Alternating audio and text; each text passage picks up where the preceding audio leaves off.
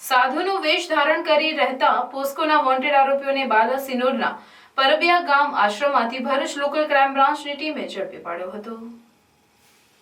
સૂચનાના આધારે ભરૂચ એલસીબીના ઇન્ચાર્જ પોલીસ ઇન્સ્પેક્ટર એમ રાઠોડે એલસીબીના અધિકારી કર્મચારીઓને ભરૂચ જિલ્લાના તમામ પોલીસ સ્ટેશનમાં નાસ્તા ફરતા તથા પેરોલ જમ્પના આરોપીઓને માહિતી એકત્ર કરી આરોપીઓ શોધી કાઢી જરૂરી કાર્યવાહી કરવા માર્ગદર્શન આપે। જે અન્વયે પીએસઆઈ આરકે ટુરાણીની ટીમને બાતમી મળેલ કે અંકલેશ્વર શહેર એ ડિવિઝન પોલીસ સ્ટેશનના પોક્સો એક્ટ કલમ 12 મુજબના ગુનાનો આરોપી નવલ ઉર્ફે કાળિયો ચંદુભાઈ ભાભોર નાનો સાધુના વેશમાં હાલમાં બાલાસિનોર નજીક આવેલ પરબિયા ગામ પાસેના લીલવણિયા મહાદેવ આશ્રમ ખાતે રહે છે। જે બાતમીના આધારે ટીમના માણસો ખાનગી વાહનમાં બાતમીવાળી જગ્યાએ બાલાસિનોર નજીક આવેલ પરબિયા ગામ પાસે